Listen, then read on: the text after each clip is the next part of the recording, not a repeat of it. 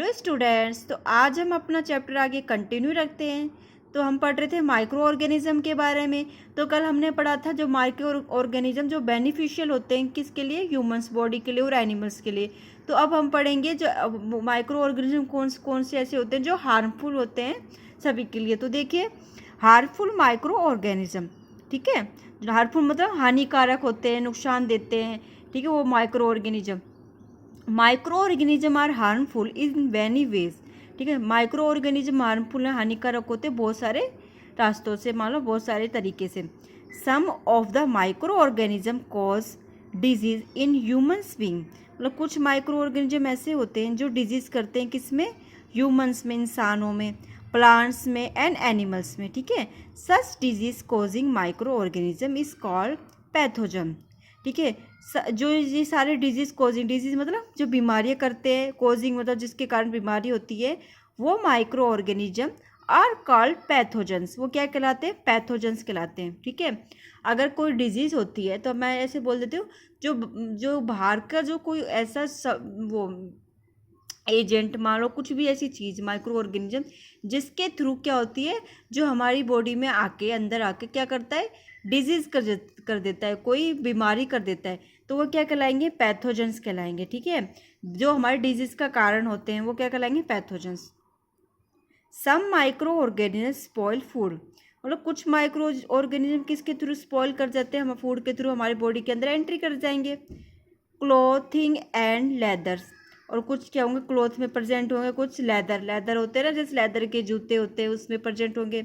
Let us study more about their harmful activity, चलो आगे study करते हैं किसके बारे में, हार्मफुल एक्टिविटी, जो उनकी क्या हानिकारक एक्टिविटी होती हैं उसके बारे में।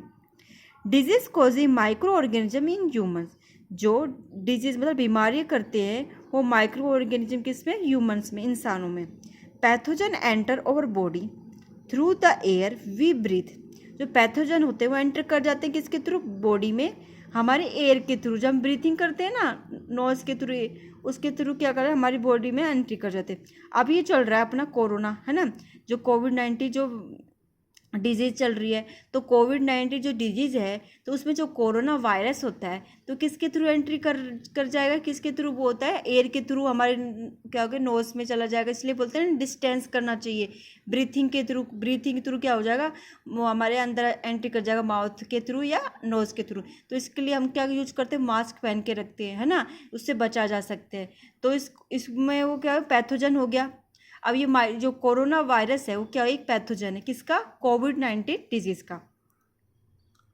अब देखिए आगे, द वाटर वी ड्रिंक और द फूड वी ईट, तो किस, या तो हम पानी के थ्रू एंट्री कर जाएगा, या जो पानी हम पीते हैं ना उसके उसके थ्रू कोई पैथोजन एंट्री कर जाएगा, और या फूड वी ईट, और या किसी फूड के थ्रू हम जो खाएंगे उसके थ्रू एंट्री कर जाएगा। अगर कोई मान लो किसी फूड में कोई बैक्टीरिया है, कोई माइक्रो ऑर्गेनिज्म है ना, बैक्टीरिया है ना, या कोई वायरस है, अब उस फूड को हम फीड कर जाएंगे, खाना खा जाएंगे उसको, तो वो खाने के थ्रू हमारे फूड वो हमारे बॉडी में चला जाएगा, हमारे ऑर्गन में चला पहुंच जाएगा, स्टमक में पहुंच जाएगा, तो वहाँ पे वो क्या कर जाएगा, डिजीज कॉज कर देगा, हमारी बीमारी कर देगा। They can also get transmitted by direct contact, तो ये क्या, डायरेक्ट कॉन्टैक्ट के थ्रू भी हमारे ट्रांसमिट हो जाता है, मतलब कोई कोई पर्सन है उसको कोई डिजीज़ है, मान लो ब्रीथिंग से रिलेटेड, अब ये वायरस वाला चल रहा है, कोई वायरस उसमें है, तो है ना, जैसे स्वाइन फ्लू चला था पहले, अब कोविड-19 चल रहा है, कोरोना वायरस, तो उस टाइम क्या होता है, वायरस होते हैं, इसलिए इसको डिस्टेंस रखना चाहिए, वो ट्रांसमिटेड हो जाता है, मतलब डायरेक्ट कॉन्टैक्ट में आने पर। अगर मैं किसी पर्सन के सामने खड़ी हूँ, उससे बात करूँगी, तो एयर के थ्रू, मेरी नोज़ के थ्रू और मेरे माउथ के थ्रू एंट्री कर जाएगा वायरस, ठीक है। तो क्या हो जाएगा, डायरेक्ट कॉन्टैक्ट आने के थ्रू भी क्या होता है, वो माइक्रो ऑर्गेनिज्म होते हैं, वो हमारी बॉडी में एंट्री कर जाएंगे विद एन इन्फेक्टेड पर्सन और कैरिड थ्रू एन एनिमल, मतलब कुछ इन्फेक्टेड पर्सन होगा, कोई इन्फेक्टेड है किसी चीज़ से, कुछ डिजीज से, उसके कांटेक्ट में मैं रहूँगी, तो क्या होगा, मुझे भी डिजीज हो जाएगी। और क्या होता है, दूसरा बता रखा है, कैरिड थ्रू एन एनिमल, और किसी एनिमल के थ्रू भी हमारी बॉडी में आ सकते हैं। जैसे कि मान लो कोई एनिमल को कोई डिजीज़ है, और उस एनिमल से मैं कुछ ज़्यादा ही क्लोज रहूँगी, तो क्या हो जाएगा, मुझे में वो डिजीज़ आ जाएंगी। Microbial disease that can separate from an infected person to a healthy person through air, water, food or a physical contact are called communicable disease, ठीक है। ये क्या जो कम्युनिकेबल डिजीज होती है ना, जिसके थ्रू, जो कम्युनिकेबल किसे बोल रहे हैं, जैसे कि जैसे कि दूसरे पर्सन से या कोई अदर 3-4 पर्सन, मान लो कम्युनिटी के थ्रू कोई डिजीज मुझ में पहुंच रही है, किसी दूसरे पर्सन में पहुंच रही है, वो डिजीज क्या होती है, कम्युनिकल डिजीज कहलाती है, ठीक है। अब देखिए माइक्रोबियल डिजीज, जो इस माइक्रोबियल डिजीज होती है, माइक्रो ऑर्गेनिज्म होती है, वो इन्फेक्टेड पर्सन है, उससे क्या हेल्दी पर्सन में पहुंच जाएगी, एयर के थ्रू या फूड के थ्रू, फिजिकल कॉन्टेक्ट के थ्रू, वो क्या कहलाएगी, कम्युनिकेबल डिजीज, ठीक है। अब ये अपनी जो कोविड-19 डिजीज है, कोरोना वायरस, वो क्या है, एक कम्युनिकेबल डिजीज है, ठीक है। Example of such disease included cholera जिसको बोलते हैं हेजा एक बार हमारा जो बोलते हैं ना, अभी पैंडम वो चल रहे है ना, कॉमन कोल्ड, ठीक है, और चिकन पॉक्स और ट्यूबरकुलोसिस, ये सारे क्या है, पैंडेमिक है, मतलब कि महामारी है। अब ने जो कोविड-19 चल रही है वो भी क्या है, एक महामारी है, मतलब कि एक पर्सन से दूसरे पर्सन में इतनी जल्दी फैलती है, बहुत तेज़ी से फैलती है, ठीक है।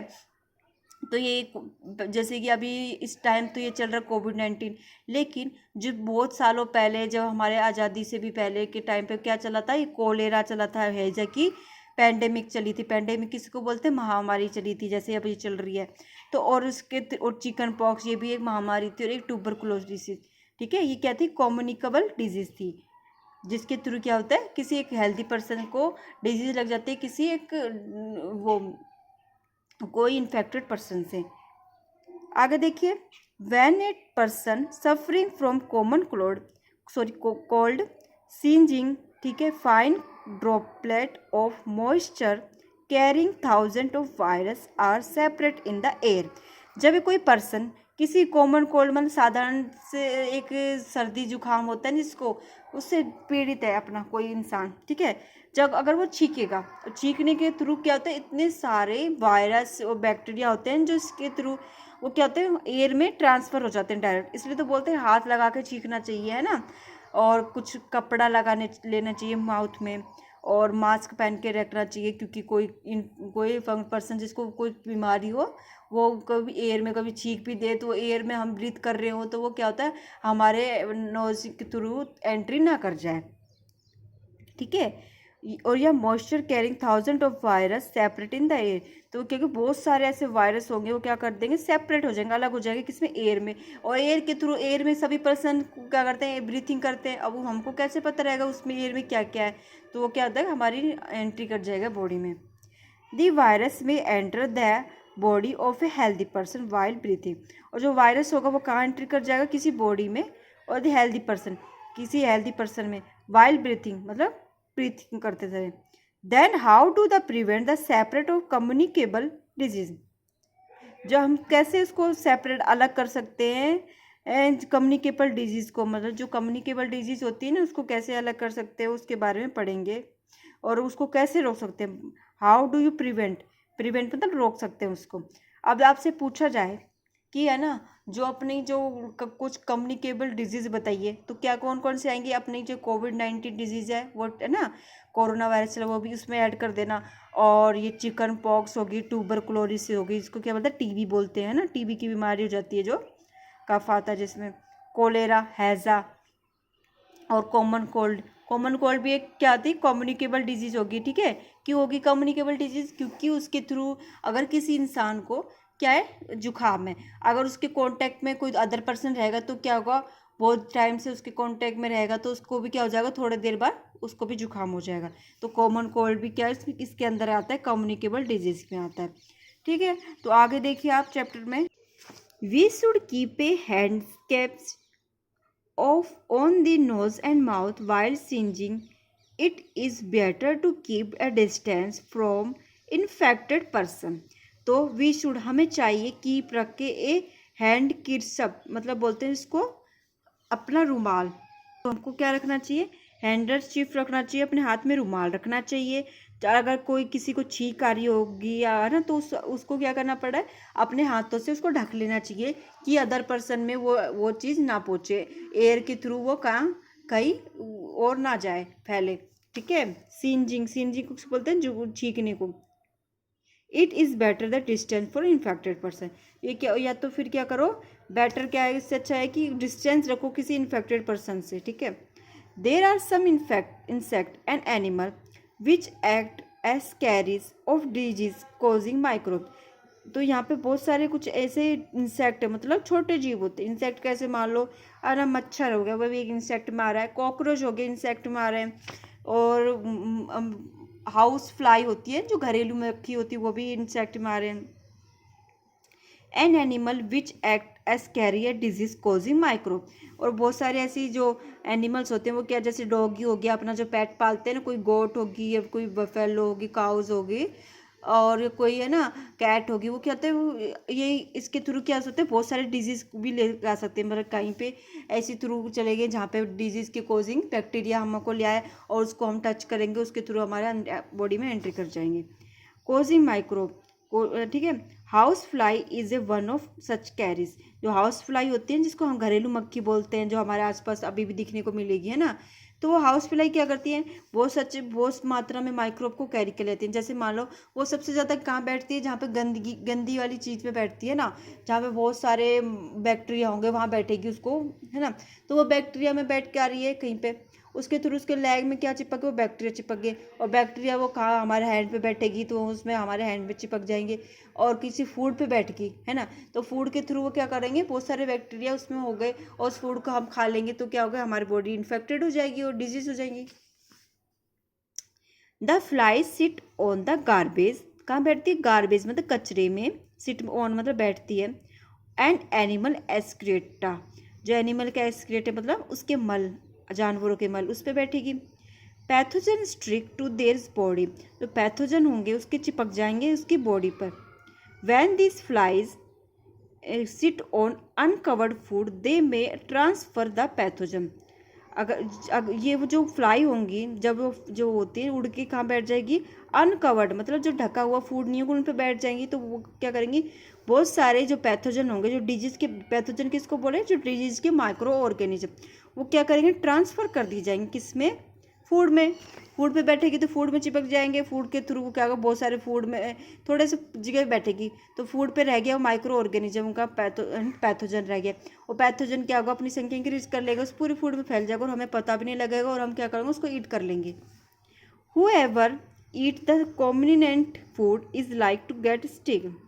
So it is advisable to always keep food covered. तो हम कैसे भी ऐसे भी हम कभी खाना को खा लेते हैं तो हमें पता नहीं लगता, तो इसको लिए एडवाइस करी जाती है कि हमेशा फूड को क्या करना चाहिए, ढक के रखना चाहिए, है ना, कवर करके रखना चाहिए। Avoid consuming uncovered items of food. तो अवॉइड करना चाहिए अनकवर्ड आइटम ऑफ फूड के, मतलब अनकवर्ड जो ढके हुए ना हो उस फूड को क्या करना चाहिए, अवॉइड करना चाहिए, उसको नहीं खाना चाहिए। ऐसे ही आपको शॉप में भी जो सब्जियां वेजिटेबल लेकर आते हैं उनको वॉश करनी चाहिए, क्योंकि वो पता नहीं कितनी सारी मक्खियाँ उसमें बैठी रहती है, उसको हम ऐसे मुंह में ले लेंगे तो क्या हो जाएगा, हमारे पैथोजन एंट्री कर जाएगा। ठीक है, आज के लिए सिर्फ इतना ही, कल हम आज आगे इस चैप्टर को कंटिन्यू रखते हैं। ठीक है, थैंक यू।